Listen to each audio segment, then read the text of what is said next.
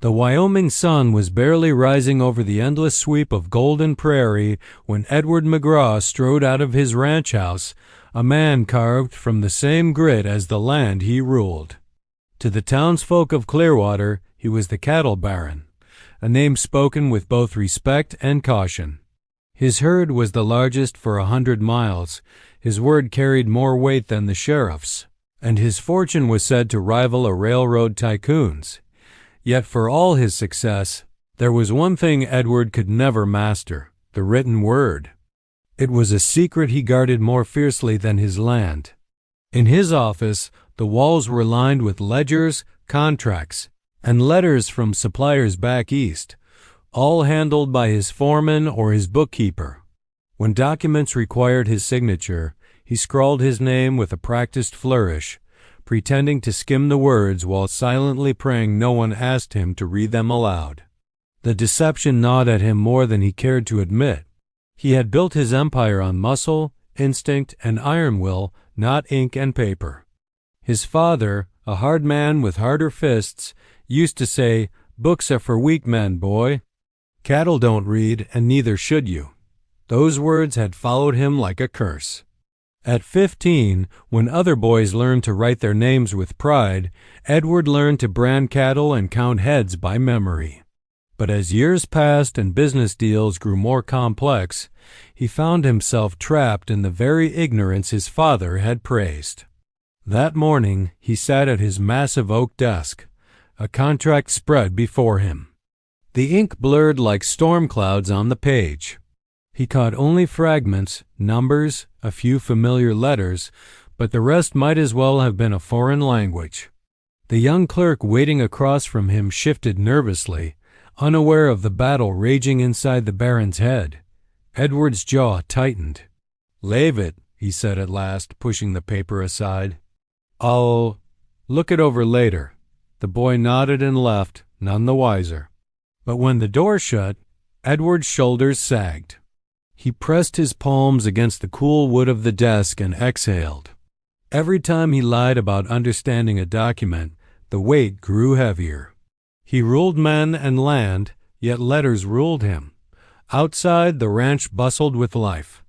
Cowboys shouted to one another, horses stamped and snorted, and the distant clatter of a chuck wagon drifted through the air. Edward watched it all from his window. The empire he'd built, the life he'd earned. But pride no longer silenced the truth.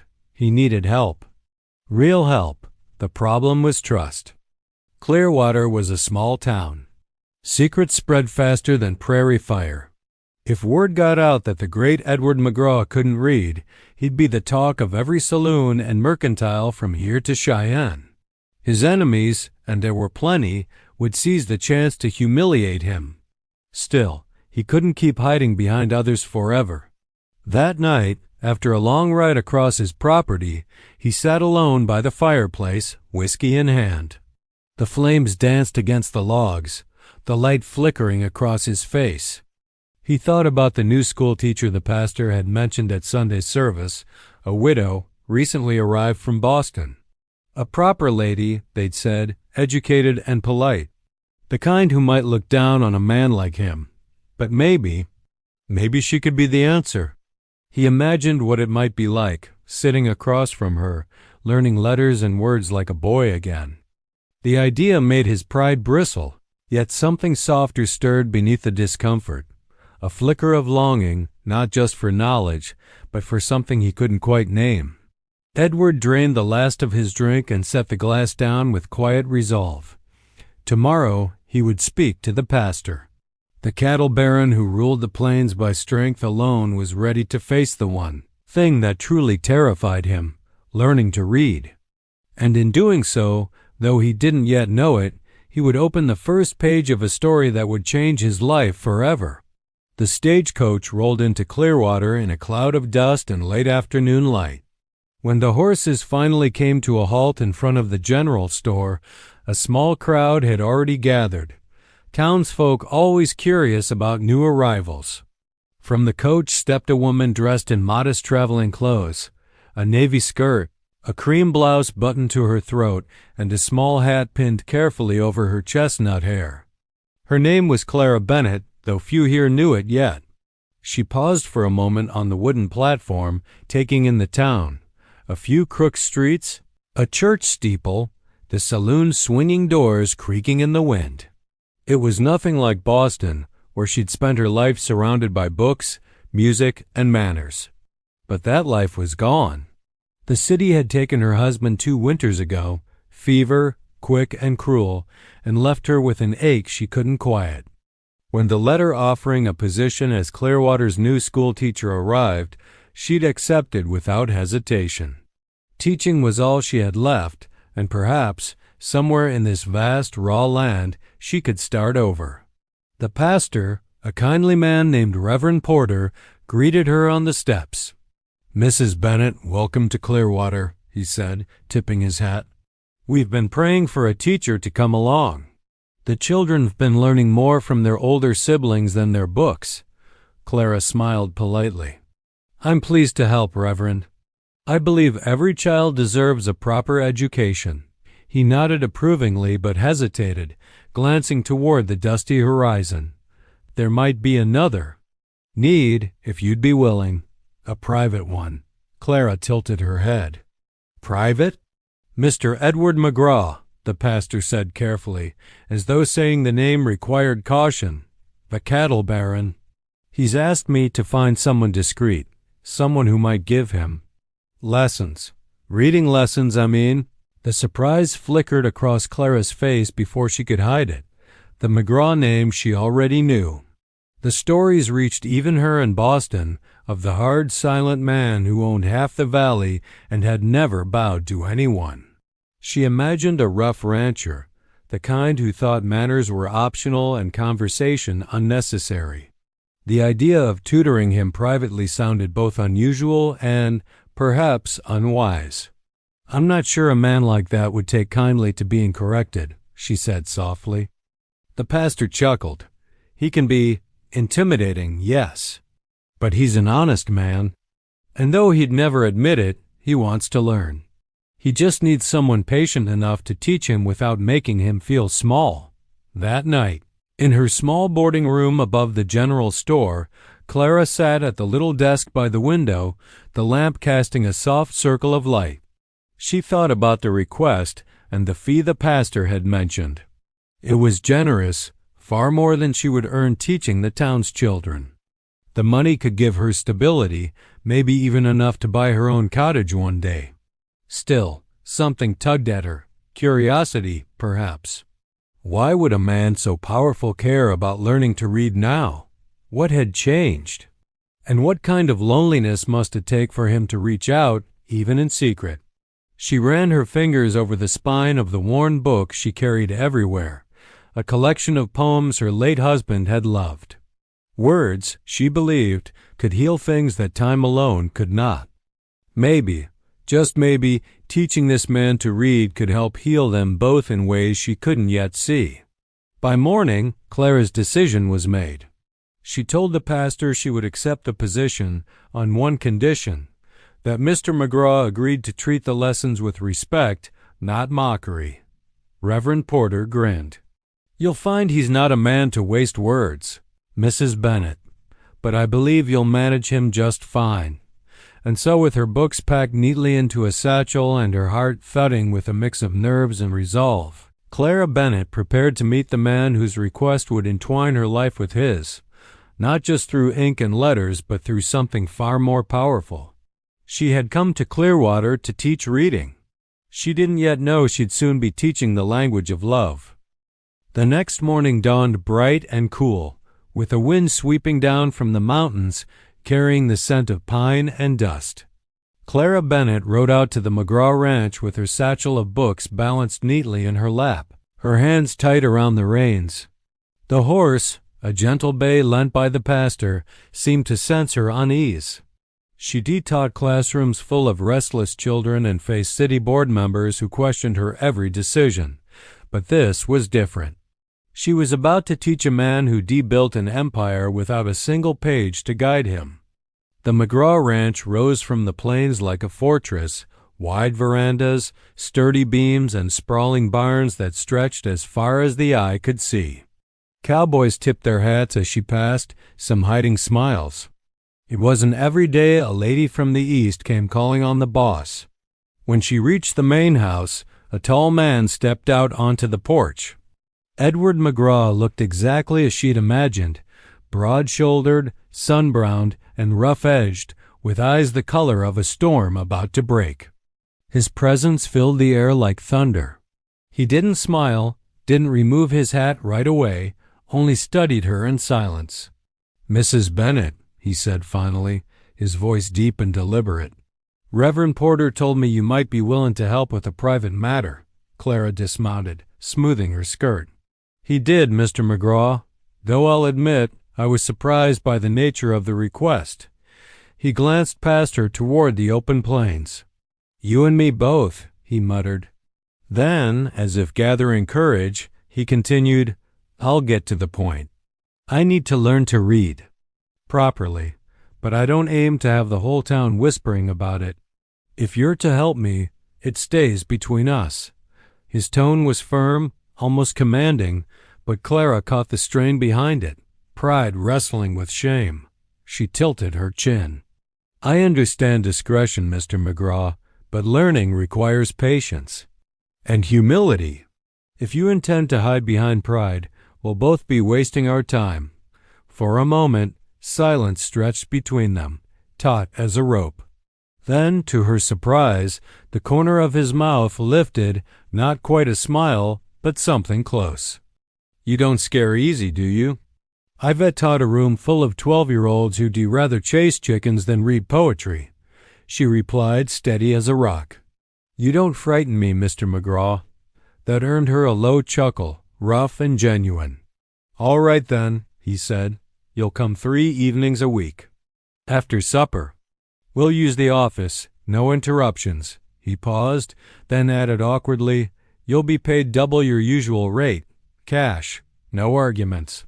Clara blinked, taken aback by both the offer and his bluntness. "That's generous," she said carefully.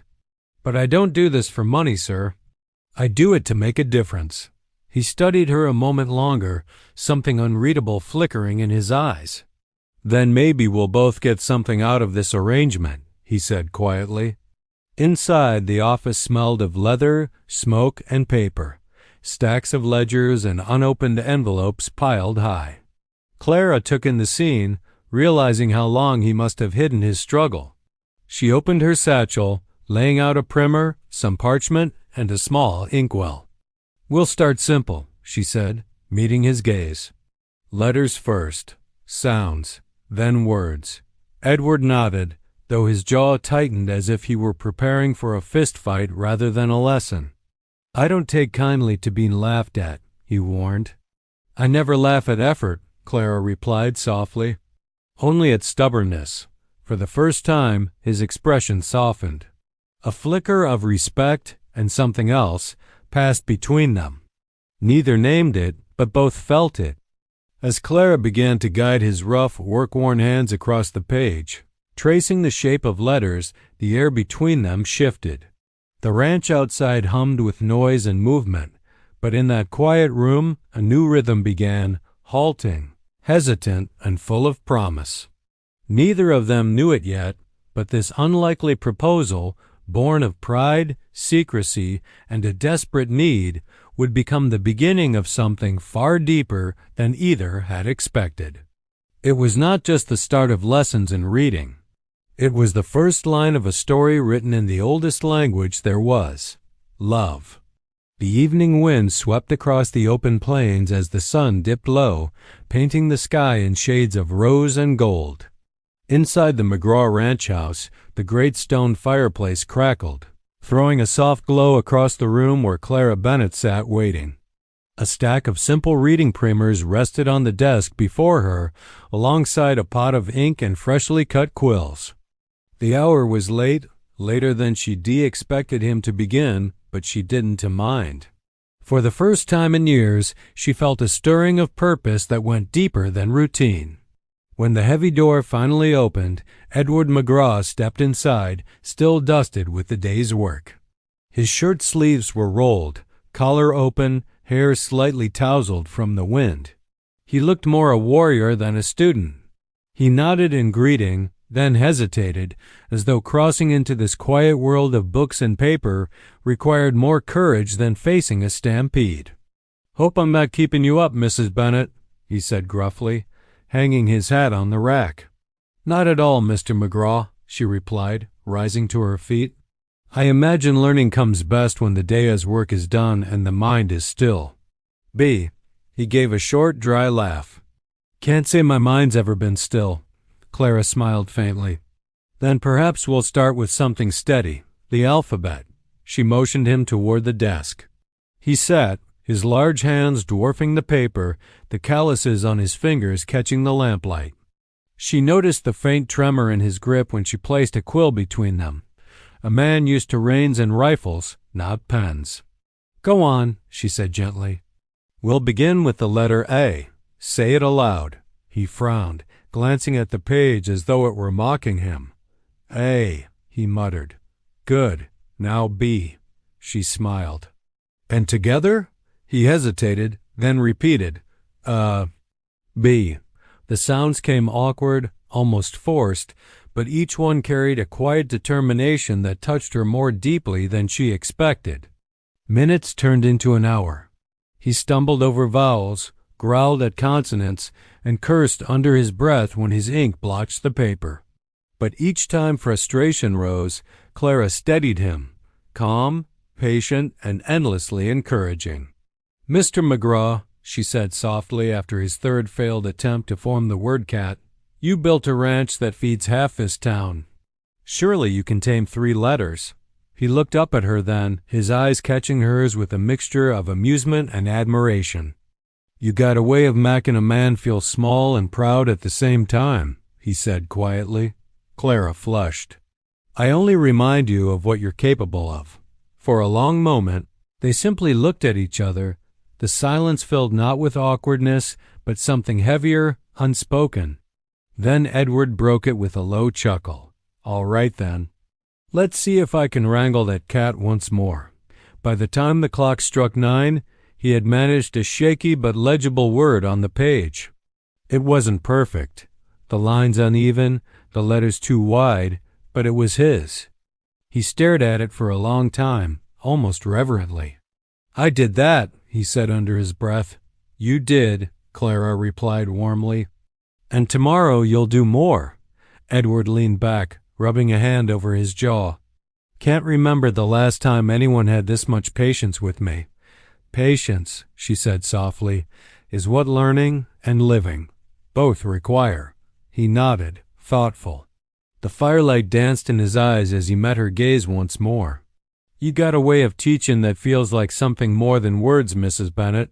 Clara looked down quickly, pretending to gather her books, though her pulse fluttered like a trapped bird. "Lessons have a way of teaching both sides, Mr. McGraw," she said. When she finally stood to leave, he rose too, escorting her to the door. Outside, the night air was crisp, stars glittering over the ranch. As she mounted her horse, he said quietly, "Same time tomorrow?" She smiled. "Same time. And next time, we'll conquer dog." He chuckled low. "If you say so, teacher." And as Clara rode away beneath the starlit sky, Edward watched her go, the word cat still fresh on his mind, the first word he'd ever written himself. It wasn't just ink on paper.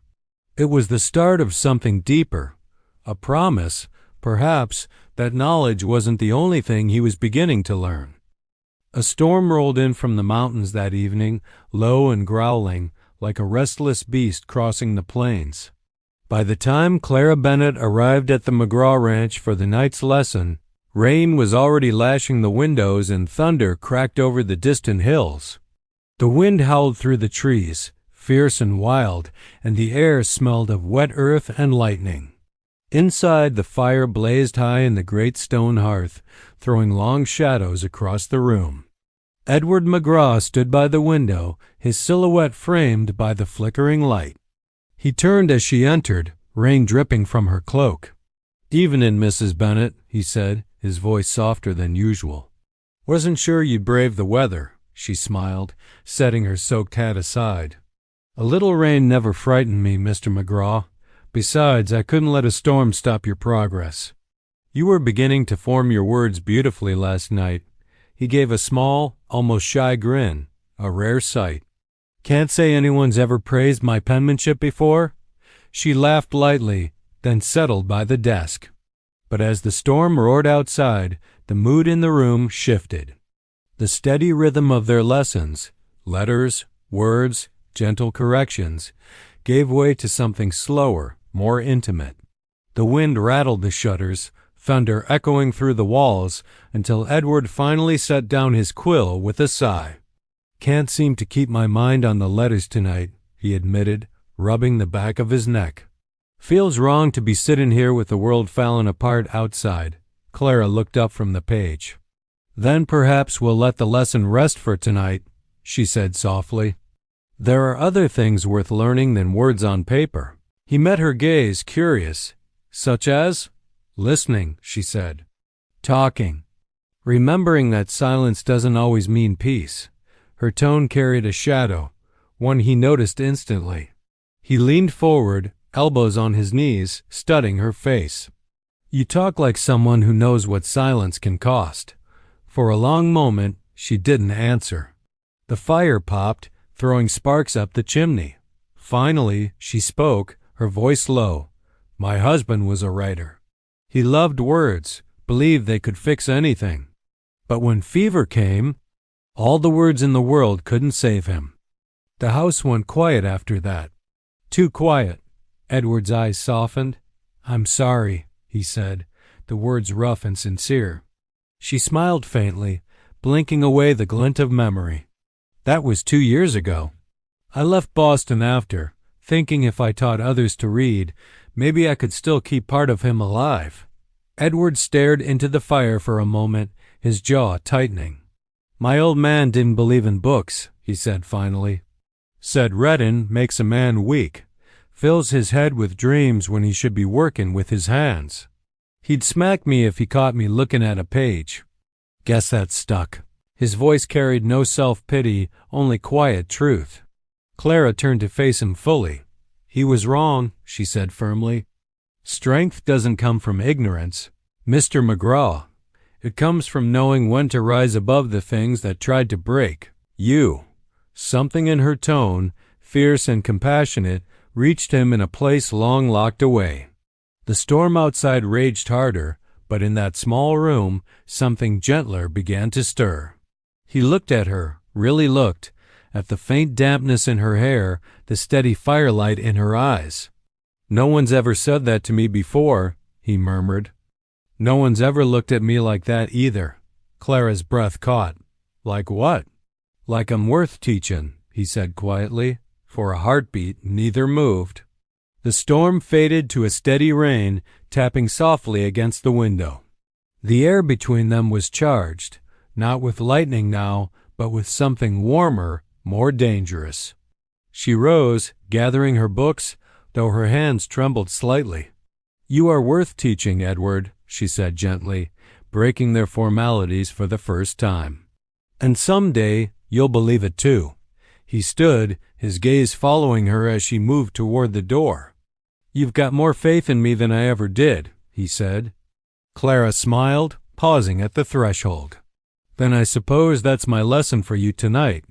When she stepped out into the rain, Edward remained by the fire, her words echoing in his mind. He had expected letters and ink to humble him, but it was her faith, her gentleness, that undid him instead.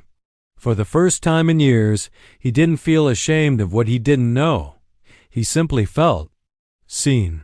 By the time the rains cleared and the Wyoming plains turned soft and green again, Clara Bennett and Edward McGraw had fallen into a quiet rhythm.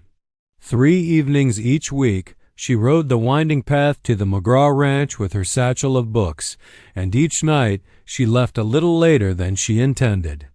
What began as hesitant lessons in reading had grown into something deeper, shared laughter over misshapen letters, moments of silence that felt comfortable, and glances that lingered just a beat too long.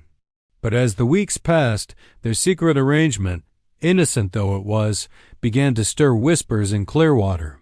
It started with the storekeeper's wife, who noticed how often Clara bought ink and paper.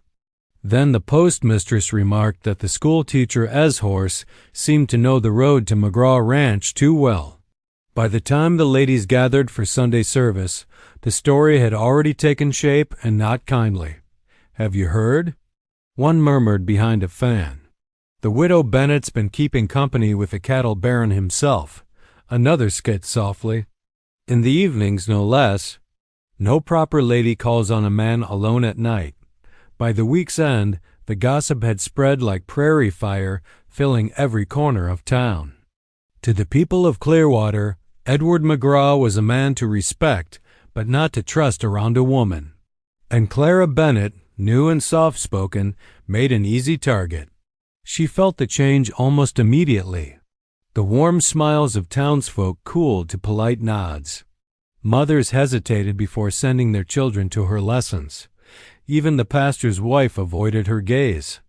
It wasn't until she overheard two women whispering outside the general store, "I heard she's been teaching him more than letters," that the full sting of the rumor struck her heart. That evening she sat at her small desk, trying to steady her trembling hands. Anger, humiliation, and heartbreak churned within her. She had come to Clearwater for peace, for purpose, not for scandal. When Edward opened the door to his study that night, he saw it instantly. She stood by the fire, her posture stiff, her expression pale and weary. "Clara?" he said softly. "What's wrong?" She turned, her eyes bright with unshed tears. "They're talking about us, Edward. The whole town, they think." She stopped, unable to say the words. He frowned, jaw tightening. "They think what?" "That we're carrying on like," she shook her head sharply, "like something indecent. I've done nothing but teach you, and yet they've made it ugly." Edward's face darkened, a slow, dangerous anger rising. "Who's been saying this?" "It doesn't matter," she said quickly. "You can't fight gossip with fists. I can't have my name dragged through the dirt, Edward." "I won't lose my position." For a long moment he said nothing. Then, to her astonishment, he strode past her and grabbed his hat. "Where are you going?" she asked. He looked back at her, his voice low but firm. "To town. If folks have something to say, they can say it to my face." "Edward, no," she pleaded. "You'll only make it worse." But he was already gone. The next morning, Clearwater woke to find Edward McGraw standing outside the church, boots planted, coat damp from the early dew. As townsfolk gathered for service, he spoke loud enough for all to hear. "I reckon there's been talk about me and Mrs. Bennett," he said, his tone calm but unyielding. "So let me set it straight. She's been teaching me to read, and I'll be damned if anyone here dares make that sound shameful." The crowd went silent. The pastor cleared his throat awkwardly, but no one spoke. Edward's gaze swept over them, steady as steel. "If any of you got a problem with a man trying to better himself, you can come take it up with me directly." Then he turned and walked away. That night, when Clara arrived for their lesson, she found him sitting by the fire, reading from a page, haltingly, proudly. "I told them the truth," he said quietly. "Figured that's what you'd have done." Clara's throat tightened. "You didn't have to defend me like that." He met her gaze, something fierce yet tender in his eyes. "Yes, I did. You've given me my dignity back, Clara. The least I can do is protect yours." And as she sat beside him once more, the whispers of Clearwater faded into nothing. For the first time, the lessons they shared weren't just about reading or writing. They were about standing tall, side by side, against a world that didn't yet understand the story they were writing together. The days after Edward's public defense of her changed everything between them. The gossip in Clearwater faded like smoke on the wind, replaced by an uneasy respect. No one dared question the cattle baron after that morning, not when he'd spoken with such quiet conviction. But for Clara Bennett, the memory of that moment lingered like a secret she didn't quite know how to hold. Each time she rode out to the ranch now, Her heart beat faster, not with fear or shame, but with something warmer, more dangerous. It was late summer, the evenings turning long and gold. Lessons had moved from the heavy desk to the veranda, where the scent of sagebrush drifted through the air and the distant lowing of cattle filled the quiet. Edward's reading had improved, his voice deep and steady as he sounded out each word, careful, deliberate, proud. The heart knows what the mind cannot explain. He read aloud one evening from a passage in a poetry book she'd brought. He paused, brow furrowing as he glanced up at her. "Seems like nonsense to me," he said. Clara smiled. "It's not nonsense, Mr. McGraw. It means some things can't be reasoned. They're simply felt." He studied her a long moment, eyes dark and thoughtful. "I reckon you'd know about that," he murmured. Her pulse quickened. "And what makes you say that?" He leaned back in his chair, arms crossed loosely. "You come here with all your books and fine words, but I've seen how you look when something moves you, when I get a word right, or when the light hits the hills just so. You feel things deep, Clara. I envy that." She hesitated, unsure how to answer. No one had ever seen her so clearly, not since her husband. And yet there was no comparison. Edward's honesty stripped away pretense, left her bare in the most unexpected way. She cleared her throat. "You've learned more than letters, Mr. McGraw. You're learning meaning." He chuckled low, shaking his head. "Don't know about that. But I did write something the other night. Thought maybe you could tell me if it makes sense." Her eyes brightened. "You wrote something?" He reached into his coat and pulled out a folded scrap of paper, edges rough and ink slightly smeared. He handed it to her without meeting her gaze. Clara unfolded it carefully. The words were uneven, clumsy in places, but they were his. "You make me want to read everything. The sky, the wind, the way the light hits your hair. I used to think books were for weak men. But if this is what they teach, then I've been a fool." Her breath caught. For a long moment she couldn't speak. "Edward," she whispered, eyes stinging. "This is—" "Don't say it's pretty," he interrupted gruffly, rubbing his neck. I didn't know how else to tell you what has been sitting inside me." She set the paper down gently, her hands trembling. "It's not pretty," she said softly. "It's honest. And that makes it beautiful." When she looked up, his gaze met hers, steady, unflinching. The air between them felt charged, fragile. "I shouldn't have said it," he murmured. "You came here to teach me, not to?" "To what?" she asked, voice barely above a whisper. He swallowed hard. "Not to make me forget how to breathe every time you walk in the room." Her heart ached, torn between propriety and the truth blooming quietly inside her. "Edward," she said, her tone trembling, "we must be careful. People already—" "I don't care what people say," he cut in, his voice rough but tender. "You're the only one who ever looked at me like I wasn't less than any other man. You gave me something I didn't even know I was missing." She stood, clutching the paper to her chest. "And you've given me something too," she said softly. "A reason to believe again." Neither of them moved closer, and yet, in that moment, something shifted. The lessons they shared had crossed into territory neither could undo. As the sun sank behind the mountains and shadows stretched across the porch, Clara tucked the note carefully between the pages of her book. Edward watched her go, his heart pounding with a mix of fear and wonder. He had wanted to learn how to read words. Instead, he was learning how to feel them, every one she left behind. Autumn came to the Wyoming plains with a hard wind and copper-colored skies. The herds were being driven down from the high pastures, and Edward McGraw had more work than any one man could handle.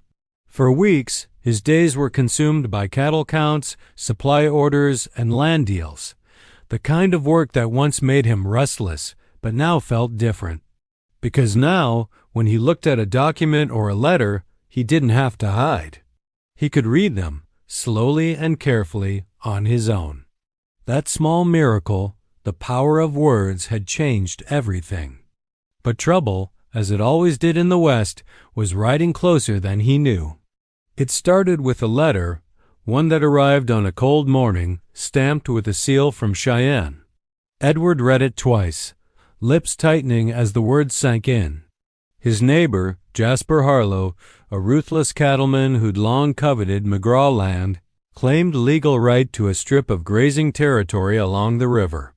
Attached was a copy of a signed agreement, one that bore Edward's own signature. Only Edward had never signed such a thing. By evening, the ranch buzzed with tension. Cowboys murmured about fences being moved, water rights being threatened. Edward rode out himself to see, his gut twisting as he found fresh posts marking new borders on his land.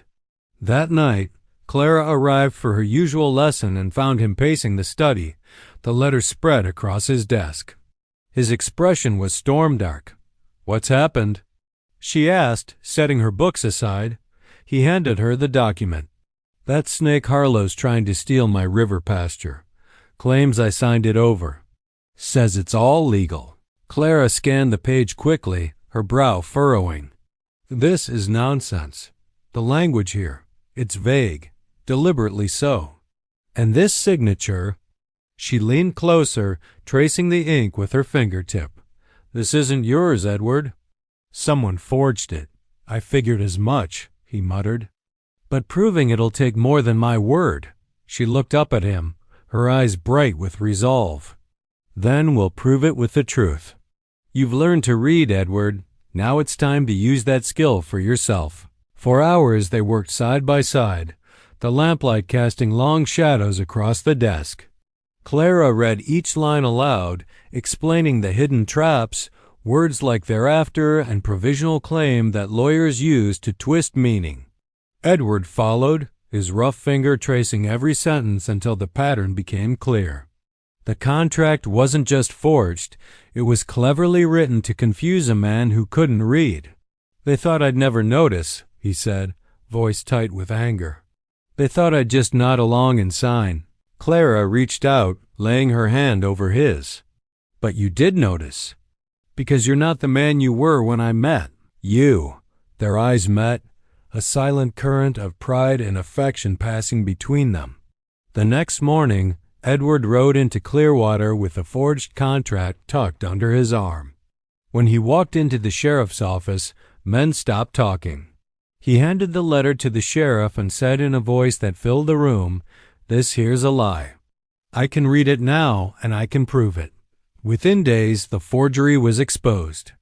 Clara had even written a formal statement, her careful script outlining every inconsistency. The law sided with Edward, and Jasper Harlow's reputation was left in tatters. When it was over, Edward returned to the ranch, weary but victorious. Clara was waiting by the fence line, the wind teasing loose strands of her hair. "You won," she said, smiling softly. He dismounted, dusting off his coat. "We won," he corrected. "Couldn't have done it without you," she shook her head. "You could have. I just helped you see what was already there." He looked at her then, not just as his teacher, but as his partner in every sense of the word. "Maybe so," he said quietly. "But I don't ever want to see this place or my life without you in it." The wind swept between them, carrying the faint scent of sage and smoke. In the fading light, Edward took her hand, rough palm against soft fingers, and for the first time, he didn't feel like the illiterate cattle baron who needed saving. He felt like a man who had finally found his equal in strength, in spirit, and in love. Winter rolled over the Wyoming plains like a tide of silver and frost. The nights came early, the mornings sharp enough to sting the lungs. But inside the McGraw ranch house, the fire burned steady, and with it, a quiet warmth that no season could dim. It had been weeks since the conflict with Jasper Harlow, and peace had returned to the land. Cattle grazed calmly, men worked with easy pride, and for the first time in years, Edward McGraw felt truly at home on his own soil. Yet even with victory won and the ranch secured, there was a restlessness in him, something that kept him pacing the halls long after the lamps were out. He knew what it was. It was her, Clara Bennett. She still came 3 nights a week, though the lessons had long since shifted from grammar and reading to poetry, letters, and quiet conversation. She'd brought books filled with words about love, words Edward had once dismissed as foolish. But now he understood them differently. The ache, the longing, the way a simple glance could stir a man more than a kiss. He'd written her dozens of notes he never gave her, little scraps of paper tucked in his desk, filled with clumsy lines of gratitude, admiration, and things he didn't dare say aloud. But he knew the time for silence had ended. That evening, snow began to fall, soft, endless, and white. Clara arrived with her shawl wrapped tight, cheeks flushed from the cold. Edward met her at the door, and for once, he didn't lead her to the study. Instead, he guided her toward the great room, where the firelight glowed and a table was set with supper, 2 plates, a loaf of bread, and stew still steaming. She blinked, surprised. "Mr. McGraw, this looks like supper," he interrupted with a shy smile. "Not a lesson." "Not tonight." Her lips parted slightly, but she followed him in silence. They ate quietly, the only sound the crackle of wood and the wind pressing against the windows. When they finished, Edward rose and walked to his desk. He picked up one of the folded pages, the one he'd rewritten a dozen times, and returned to stand before her. "I reckon I've spent my whole life speaking with my hands, buildin', fightin', workin', but words never came easy," he began, his voice low and steady. "You changed that. You taught me more than letters. You taught me what they mean." Clara's eyes softened, her fingers tightening around her shawl. "Edward, let me finish," he said, the words rough but trembling with feeling. "I used to think reddin' was a weakness. But now I see it as a way to understand things a man can't see with his eyes, only with his heart.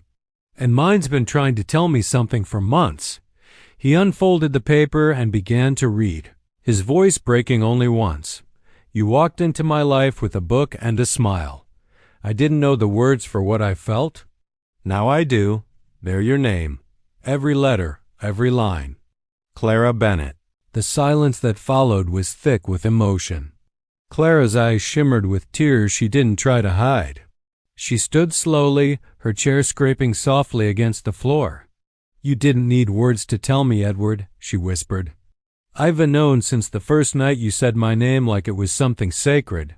He took a step closer, close enough to feel the warmth of her breath, the faint scent of ink and lavender that clung to her. "Then say it plain," he murmured, voice hoarse. "Do you love me, Clara?" Her smile trembled, radiant and sure. "I do, more than I ever thought I could again." For a heartbeat, neither of them moved. Then Edward reached for her hand, calloused meeting soft, and pressed it to his chest. "Then I reckon I don't need a preacher or a crowd to know what comes next," he said quietly. "Marry me, Clara. Stay, not as my teacher, but as my partner. My heart." The firelight flickered between them, gold and alive. Outside, the wind howled across the plains, but inside, the world was still. Clara's answer was a single nod, small, certain, and everything. Edward drew her into his arms, and for the first time in his life, he didn't need a single word to know what forever meant.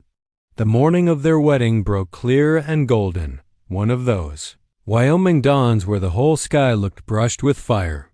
The snow had melted just enough to reveal the green hints of spring, and the air smelled of new beginnings. The small chapel on the edge of Clearwater was simple, built from hand-hewn timber and love. It was the same place Clara had first met Edward when she'd been newly widowed, uncertain, and searching for purpose. Now she stood before the same altar, dressed in cream lace, her heart steady and full. Outside, the townsfolk gathered quietly. Some came out of curiosity, others out of respect. The same people who'd once whispered about the teacher and the cattle baron now smiled warmly as they filed into the pews. Time and truth had softened their judgment. When Edward McGraw entered the chapel, even the sunlight seemed to pause for him. He was dressed in a dark suit, his broad shoulders stiff with nerves, but his eyes were calm. He'd faced storms, outlaws, and betrayal, but never anything as humbling as the sight of Clara waiting for him at the end of the aisle. The ceremony was short. The pastor spoke words about faith and trust, about how love was not a possession but a partnership. And when he asked if Edward would take Clara to be his wife, Edward didn't just say, "I do." He said firmly, clearly, without hesitation, "With all that I am and all that I've learned, I do." A soft murmur passed through the room. Clara's eyes shone with tears she didn't bother to hide. When it was her turn, she whispered the same words, her voice trembling with joy. When the vows were done, Edward kissed her, slow and reverent, as though sealing not just a promise but a lifetime. Applause broke out in the little chapel, rough cowboy hands clapping, women dabbing their eyes with handkerchiefs. For once, Clearwater felt united, not by gossip or spectacle, but by the quiet beauty of two souls finding home in each other. That night, the ranch glowed with the lantern light. Cowboys cheered, fiddles played, and Clara laughed as Edward led her in a clumsy waltz on the porch. The stars stretched wide above them, the same ones that had watched every lonely night before this one. Later, when the guests had gone and the music had faded into the wind, they sat together on the veranda. The land spread out before them, endless, wild, theirs. Clara rested her head on his shoulder, her hand resting over his heart. "Do you ever think," she said softly, "how much can change with a single word?" Edward smiled faintly, his thumb tracing circles over her knuckles. "You mean like yes?" She laughed. "That's one of them. But I was thinking more about love." He nodded slowly, gazing out toward the horizon. "Didn't think I'd ever understand that word. Didn't even know how to read it once." He turned to her, eyes gentle. "Now it's the only thing I don't ever want to forget." She looked up at him, the firelight from the house flickering in her eyes. "Then promise me something," she whispered. "No matter how many books we read, how many lessons we share, never stop learning the language between us." He smiled, kissed her forehead, and said, "Darlin', I reckon I'll be studying you the rest of my life." The wind sighed across the plains, and somewhere in the distance a coyote called, not a mournful sound, but a wild, free one. Inside, on Edward's desk, lay a single open book. On its first page, written in his own rough but steady hand, were the words, "For Clara. The first teacher who made me see the world wasn't written in ink. It was written in love." The candle burned low beside it, casting a soft glow over the page. And as the night deepened, Edward and Clara McGraw began their new chapter, not just as husband and wife, but as two souls who had taught each other the truest lesson of all, that love, once learned, could never be forgotten.